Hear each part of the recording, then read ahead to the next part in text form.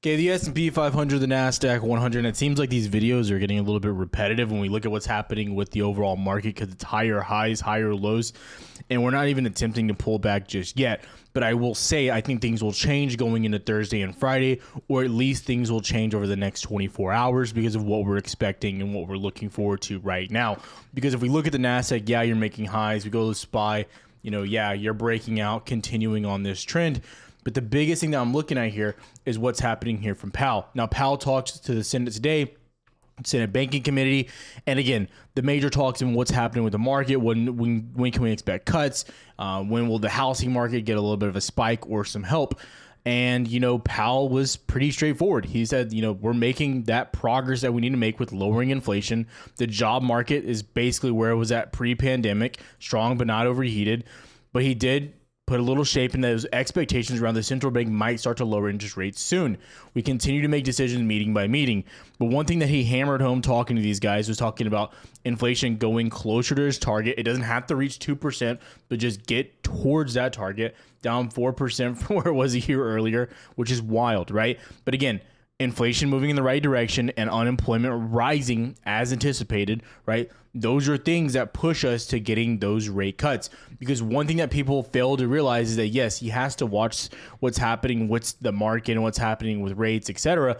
But he also has to take employment into consideration. So if there gets to a point to where employment seems like it might just unemployment might start skyrocketing, guess what? Powell has to take into account to try to stimulate the market and create jobs overall. Because right now, when we look at unemployment, and we've seen this with that issue of jobs being created from the government and not overall jobs being created.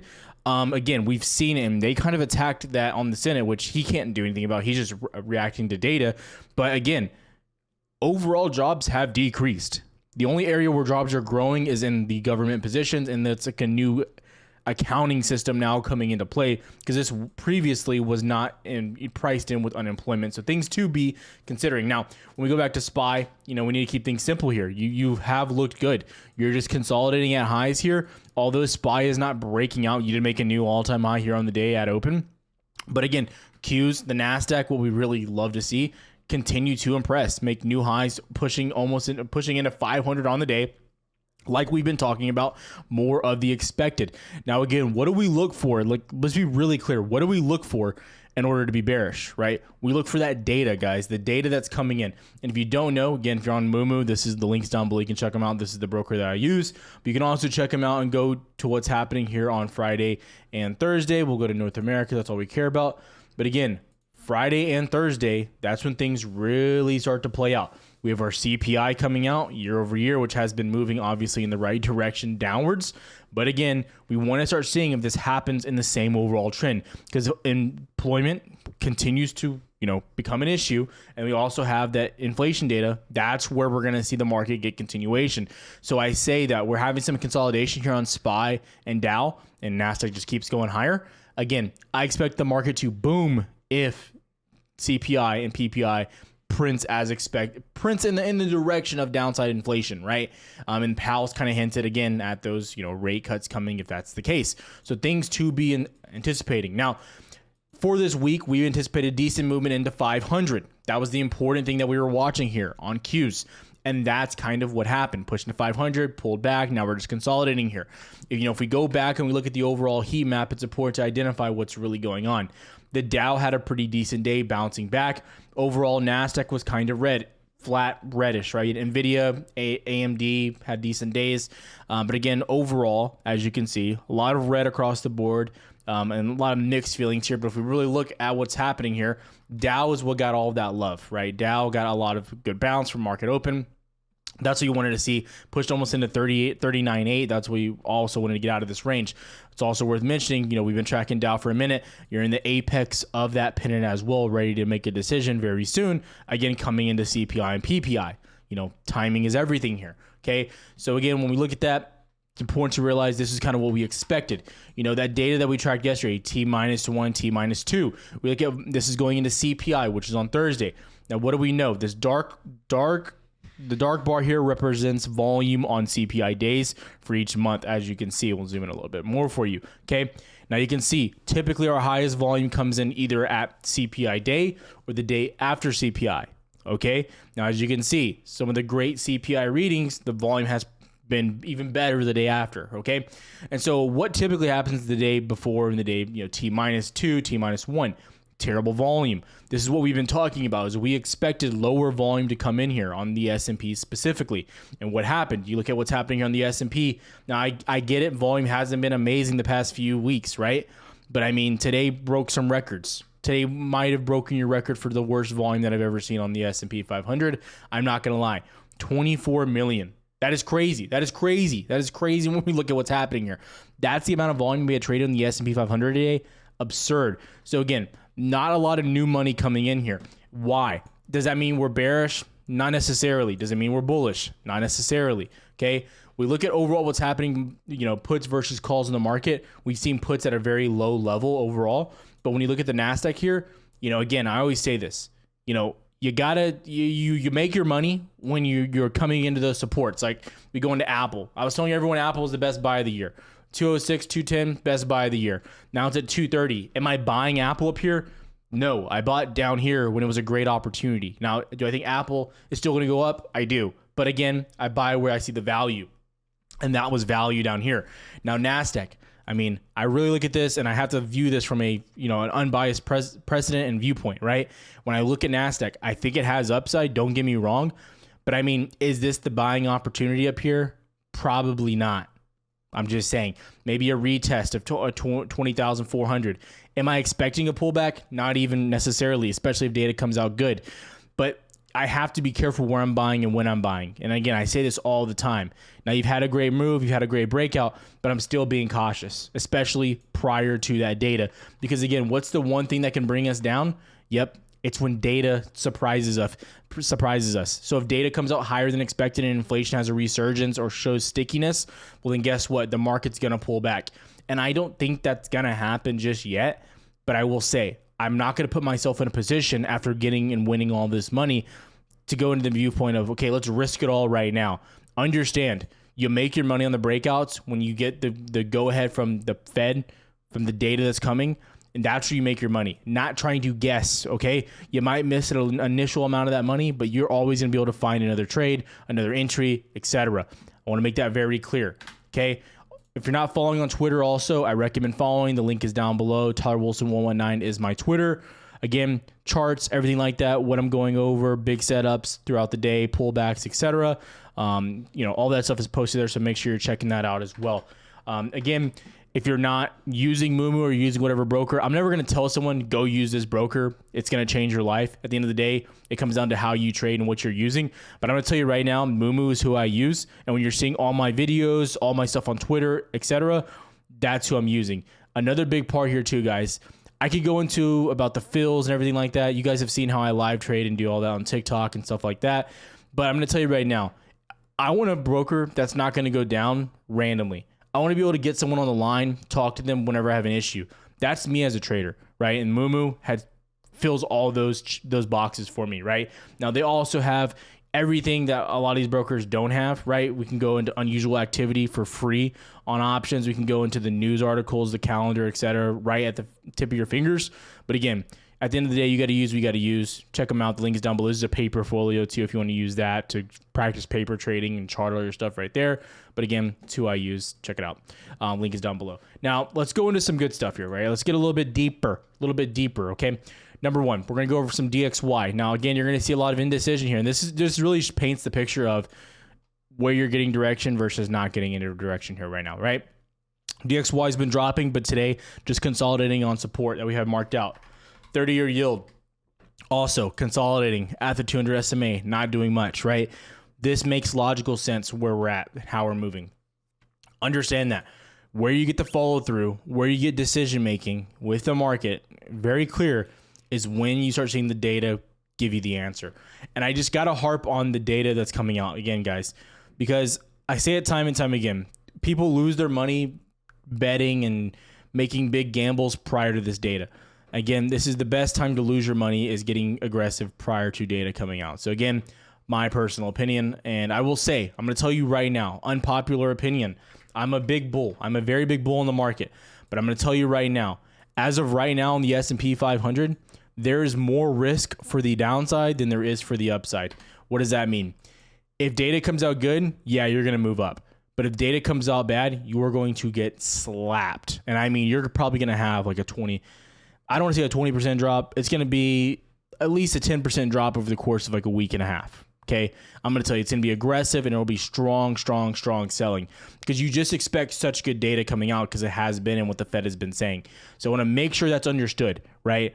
You have a lot on the table as far as risk for the downside. So stop getting over aggressive right now. I still think you look good as a market, but I'm not sizing into crazy positions right now. Now let's go ahead and get into some equities and stocks that we really like and what we're looking at here. Now, again, also too, guys, if you guys haven't been checking it out, if you're interested in my indicators, my volume indicators, things like that, that's all listed down below with Lux Algo. Use code OD40 for 40% off. But again, you get our indicators, our custom volume script. It's all listed down there, so make sure you check them out. I always forget to post that. Again, I don't like to use a lot of indicators when I'm going over these videos because it just makes the chart look less clean. And I'm trying to make sure everything's easy to understand. You guys can screenshot things whenever you need to. So again, we're looking for SPY, just holding above, getting into this data, holding above supports, etc. Right now, stocks that look the best in my opinion. I've been pretty big on semiconductors. Again, NVIDIA pushed into our key level. And I got to make this, I have to highlight this. It's not to hype me up, guys. It's to just really demonstrate that even if you guys aren't in Discord, like I never want to have a service that's just like, guys, pay for my Discord if you want to like make money. That's not the viewpoint. It's just where I'm at all day. So don't get me wrong, right? But I want to make a point, right? NVIDIA, massive gains. What's here? What's this one right here? NVIDIA, massive gains, right? 7K day for him, right? So that's Discord. But I also want to highlight that I'm posting all of this for free on Twitter, okay? Last night, okay, or yesterday at 8 a.m. this morning before market open, above 130, next level 133. You start to mount 129.7, 130, you start printing back into highs. Boom, 133. So I just want to make sure, guys, follow on Twitter. It's free. Like, I'm just tired of hearing people like say I'm gatekeeping. It's absolutely free. Anyways, so NVIDIA holding that level. That's what you wanted to see, pushing back up. Again, the other thing I've been harping on here with stocks and options specifically is you're able to trade these names very easily. Very, very easily right now. And they're not that expensive. Like NVIDIA, I mean, these are shorter dated, don't get me wrong. But again, contracts up 50% on the day, and you didn't even close at highs. So great gains to be made here. Again, I still say I like the more dated contracts, September, October's, 20% almost at the end of the day. Again, at highs, it was closer to 25% on those contracts. So do what you got to do. Make sure you're paying close attention. I try to cover what I like. Now, NVIDIA, obviously, above 129, 130. I think you're trying to push into 133. Above 133, I think you're looking for all-time highs or at least 138. So above 133, you're very bullish. I think NVIDIA is one of the best buys right now, value-wise. AMD, another big name. Probably my stock that I mentioned yesterday, stock of the week or month or whatever. I think it's the biggest opportunity right now. So this morning, you pushed into 180.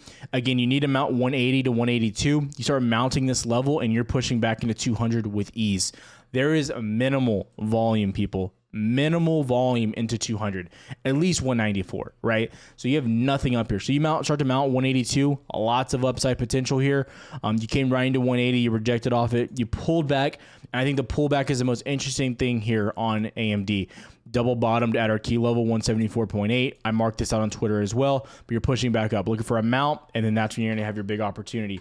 Again, these contracts aren't that bad either. I think you have earnings on July 29th, so like August 16th, you're still pricing in those earnings, but you don't have to hold through earnings. 140 this is NVIDIA. Let me go AMD. We're going to go 816. My opinion, they're not that bad. The 190s are $760, 180s, $11, whatever you want to do there. But again, I think there's a lot of money to be made here. And I think AMD can get very volatile very quick, especially with the break of the downtrend finally and getting over all those key levels. Again, AMD has been a dog, and I think a lot of people aren't talking enough about it. Another name is Intel. Intel started pushing up, and this is what I want to harp on too about being educated with what you're doing, what you're trading. Now, Intel was such a good opportunity the other day because you were down here at $32. Great hold. You got up to 34. You held those options. Cool. Whatever you want to do. Now, Where you're not getting the best opportunity on Intel, let me go over a few things. Okay, so Intel, let's look at the contracts, right? So I like something like the August 16th, even more data than that. They're up about 20% on the day. Cool. What's the issue? I tweeted this out earlier on Twitter, okay? Hopefully this makes sense to you guys, right? Intel, 30-day option implied volatility is at 49 compared to its 52-week range of 28 to 49. That means its options are the highest they could be priced basically right now. You're getting no value on those contracts now, right? Because you've already made a bulk of that move. Now, could Intel continue going up? Sure. But you're not getting the value on the name now. You were getting value down here when you weren't moving, even at 32. We talked about it. That was awesome. You made 100% in a day there, right? Over the weekend. But now you're not getting that value. If you like them, you think it's going to continue going up, I would be targeting 200 SMA and you're $38. But besides that, guys, I'm not super interested now. You see why? Hopefully this like breaks it down for you as well. So again, check them out. But again, not as interested. Way more interested yesterday. Just to give you a heads up. Or actually on Friday. I'm sorry. Okay, Amazon, another big name here. Someone asked me about my favorite name right now, and it was hard to say my favorite stock right now. Like if I had a gun to my head and someone's like, "What's the stock do you think is going to go up over the next 2 months?" I have to say NVIDIA because of I think where it's valued, and I know that NVIDIA is most likely going to report a $30 billion revenue earnings. I think it's just high, the 29-30 billion. I think they're really pushing for their first 30 billion. But I think Amazon's right next to it, man. I really do. Amazon, I don't like what it's doing at 200, but it's a clear ascending triangle, higher lows, pinching closer and closer to the apex, trying to break out. I think this is perfect timing as well as CPI and PPI. That comes out well. I think you're breaking up. You're going to get like probably a 2-3% move on Amazon. I like it a lot, but it's just pinching really nice. So yeah, options are getting more and more valuable. Meaning you're getting more value on those contracts, less IV because you're moving obviously less now, which is kind of good if you're trying to price those in. I don't know when they're earning. I would assume it's the week of the 26th their earnings. So the 16th you're going to get like more. You're going to pay a little premium on them. But again, like I kind of like the dated ones like 205s, 210s, but even the 200s basically at the money, you're still going to make that money on those. Even if you move up into 205, you get a 2-3% move on the breakout of CPI and PPI. You're making give or take 30% on your money about, right? So again, that's the value play there. That's what you're looking at. Keep your head on a swivel here. I like Amazon. It's a good looking name. And until you get I just don't understand why it's not breaking out though. I really don't. I mean, granted, like it's not as crazy bullish as AI names, but they're going to be making their own chips. Their earnings have been fantastic. They're still innovating. Like it's everything you want. Amazon should be breaking out. Reminds me a lot of Apple. Meta is also very interesting. So your previous all-time high was right here, established on the 8th of April. You're just kind of sitting at 531.5. You're looking for a clear mount. You're not mounting this on the daily chart yet. So you want to see a mount, break, and hold. That's what you want to see of basically 531.5. You had a really volatile day, so I think Meta's just chilling out here. Worth mentioning. You could, if you start seeing selling, you could fall down to 519, 520 quick. Would I be watching there on Meta? Be careful. We made a lot of money on the push up, so congrats if you got into that trade. Netflix, you're trying to break back up. You just can't follow through. You're making higher highs and higher lows. That's good. Kind of flagging here, but weird action. Probably waiting until CPI. And again, that's been the story of the past 24 hours, in my opinion, with stocks. Yeah, Tesla's been going crazy, but names like Netflix, Amazon, NVIDIA is getting a better push too. AMD, these other ones are getting to those crucial levels that if the market breaks out, you have to assume they break out as well, and everything kind of just catches fire.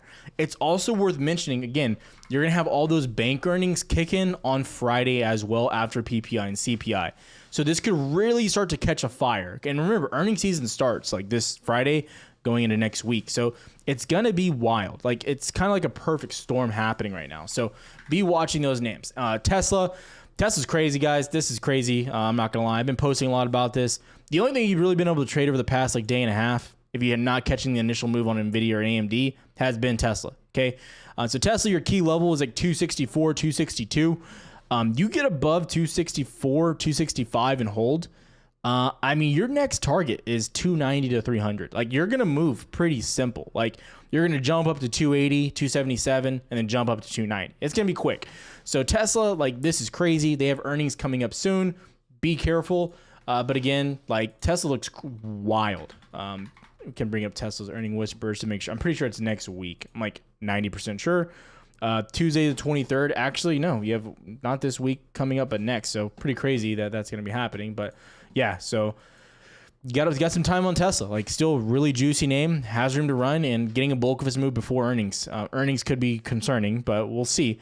I prefer to trade this prior to earnings as well. I would not want to trade it after earnings. Not my favorite thing to do there. So again, those are my top names right now. I like CrowdStrike still, holding the higher lows, holding the overall trend. You know, Google's at highs as well. These are all impressive names, but overall, I'm hyper focused on the names that have been clear winners. You know, I missed out on Microsoft today, but big pullback, not interested there. This has been moving weird. So again, what I'm watching, those are the ones I think that have the big win potential. Names that I'm liking a lot. So if you have questions, comment down below. Would love to answer them. But again, overall in the market, those are the names that we have to watch, that I'm harping on, that I'm hyper focused on. And again, like, I'm keeping it simple here, guys. We don't want to overcomplicate what we're looking at. There's no reason at all. Again, if you're trying to get better at trading, trying to, you know, do this more, you know, seriously, get on, guys. Don't pay for like a Discord or anything just yet. Don't do that. Start with the free content, guys. Start with the free content. Twitter, I post nonstop on there. Our website, okay? We have a lot of free education over there, okay? Go to our optiondrops.com, right? All free. I'm not selling you a thing. Even if you want to pay for Discord, you couldn't do it right now. It's all, we only open it on the first day of the month. So again, I'm not selling you a thing. The newsletter, all of that, guys. Guys, you have to start taking this seriously if you want to get serious results. You have to get serious with yourself before you're going to get serious with anything else. So again, focus on what matters, and that's educating yourself, getting an edge, and really spending the time with this. Because again, time in this is what's going to help you be successful. See you guys tomorrow. Have a good one, traders.